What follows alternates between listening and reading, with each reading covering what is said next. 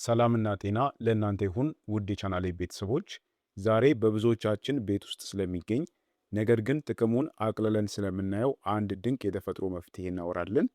የጨጓራ ቁስለት ወይንም አልሰር ህመም ምን ያክል ከባድ ህመም የበዛበት እናም ደግሞ የዕለት ተዕለት ህይወትን የሚያናጋ እንደሆነ የሚያውቀው በበሽታው የተጠቃ ሰው ብቻ ነው። ማቃጠል፣ ቁርጠት፣ ከምግብ በኋላ የሚሰማ ከባድ መረበሽና እንዲሁም የረሃብ ስሜት ሲመጣ የሚፈጠር ሲቃ የብዙዎች የዘወትር ስቃይ ነው። ታዲያም ይህንን አስከፊ ህመም በኩሽናችን ውስጥ በሚገኝ ቀላልና ጣፋጭ አትክልት ማስታገስ አልፎ ተርፎም ማከም ቢቻልስ? አዎ፣ ዛሬ የምናወራው ስለ ካሮት ጁስ ነው፣ ወይንም ደግሞ የካሮት ጭማቂ ነው። የካሮት ጁስ ለጨጓራ ቁስለት ስላለው አስገራሚ ሳይንሳዊ ሚና፣ እንዴት ጨጓራን እንደሚጠግን እናም ውጤታማ በሆነ መንገድ እንዴት አዘጋጅተን መጠቀም እንዳለብን በዝርዝር እንመለከታለን። ስለሆነም ቪዲዮውን እስከ መጨረሻው በመከታተል ከዚህ ከባድ ስቃይ የምትገላገሉበትን ሚስጥሮች አሁኑኑ ተረዱ። መልካም ቆይታ ይሆንላችሁ። በመጀመሪያ የጨጓራ ቁስለት ምንድን ነው? ወደ ካሮት ጥቅሞች ከመግባታችን በፊት የጨጓራ ቁስለት በትክክል ምን እንደሆነና እንዴት እንደሚፈጠር በአጭሩ መረዳት አስፈላጊ ነው።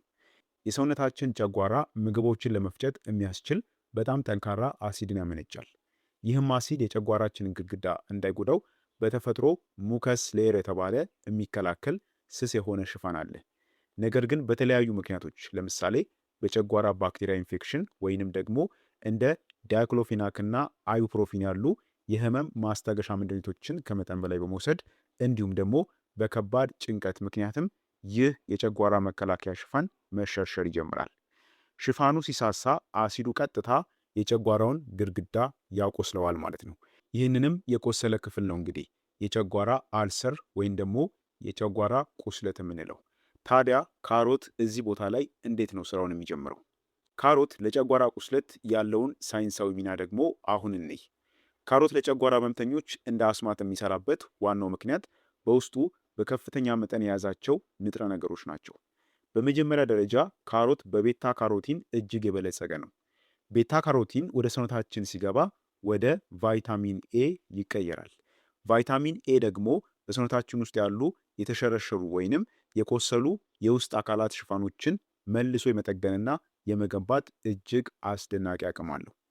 ስለዚህ የካሮት ጁስን በምትጠጡበት ጊዜ በውስጡ ያለው ቫይታሚን ኤ የተጎዳውን የጨጓራ ግድግዳ በፍጥነት እንዲያገግምና አዲስ ሽፋን እንዲሰራ ያግዘዋል ማለት ነው።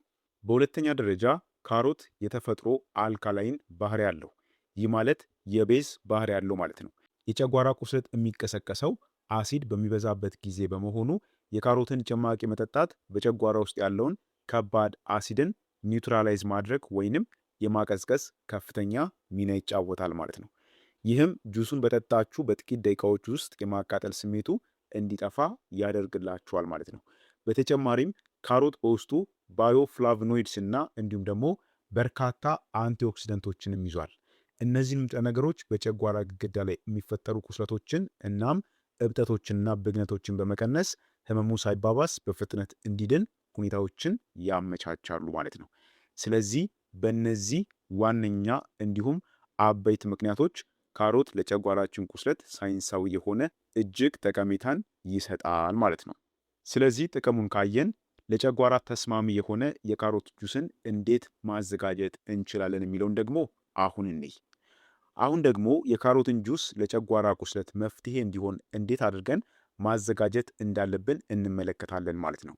አዘገጃጀቱ በጣም ቀላል ነው፣ ነገር ግን ጥቂት ጥንቃቄዎችን ይፈልጋል። በመጀመሪያ 3 ወይንም 4 መካከለኛ የሚሆኑ ካሮቶችን በጥንቃቄ ማጠብና ልጣጩንም መፈቅፈቅ ማለትም ማንሳት ያስፈልጋል። በመቀጠል ካሮቶቹን በትናንሹ በመክተፍ በጁስ ማሽን ውስጥ በመክተት ጭማቂውን ፈጭተን እናውጠዋለን ማለት ነው። የጁስ ማሽን ከሌላችሁ በተለመደው ብሌንደር በጥቂቱ ግን ንጹህ ውሃ ጨምራችሁ መፍጨትና እንዲሁም ደግሞ ጁሱን በንጹህ ጨርቅ በማጣሪያ በመጠቀም ፈሳሹን ብቻ ለይታችሁ ማውጣት ትችላላችሁ ማለት ነው። እዚህ ጋር ማወቅ ያለባችሁ ወሳኝ ነገር አለ። ለጨጓራ ቁስለት የሚሆን የካሮት ጁስ ስታዘጋጁ ምንም አይነት ስኳር፣ ሎሚ ወይንም ደግሞ ሰው ሰራሽ ማጣፈጫዎችን መጨመር በፍጹም የለባችሁም። ይህንን ማወቅ አለባችሁ። ስኳርና ሎሚ የጨጓራን አሲድ ስለሚቀሰቅሱት ጥቅሙ ወደ ጉዳት እንዲቀየር ያደርጋሉ ማለት ነው። ስለዚህ ምንም አይነት ሌላ ግብዓት መጨመር የለባችሁም። ጁሱን በተፈጥሮ ጣዕም ብቻ መጠጣት የሚመረጥና የሚመከር ነው። ነገር ግን ጥቅሙን ደግሞ ይበልጥ ለማሳደግ ከፈለጋችሁ ለጨጓራ ተስማሚ የሆኑ ለምሳሌ ከጥቂት ጠብታ የተፈጥሮ ማር ወይም ደግሞ አብሮ የተፈጨ ትንሽ የጎመን ጭማቂ መጨመር ትችላላችሁ ማለት ነው። ወይም ደግሞ በትንሽ መጠን ከጎመን ጋር ማለትም ከጥቅል ጎመን ጋር ማለት ነው ጨምራችሁ አንድ ላይ መፍጨት ትችላላችሁ ማለት ነው። የጎመን ጭማቂ ራሱ ቫይታሚን ዩ በመባል የሚታወቅ የጨጓራን ቁስለት በፍጥነት የሚያድን ንጥረ ነገር ስላለው ከካሮት ጋር ሲቀላቀል ውጤቱ እጥፍ ይሆናል ማለት ነው። ስለዚህም የካሮት ጁስን አዘጋጅታችሁ ስትጠቀሙ ምንም አይነት ስኳር እንዲሁም ደግሞ ሌሎች ማጣፈጫዎችን ሎሚንም ጨምሮ በፍጹም እንዲጠጣላችሁ ፈልጋችሁ ከሆነ እነዚህን ግብዓቶች በፍጹም መጨመር የለባችሁም። የሚመከረው ከሆነ ማር ነው።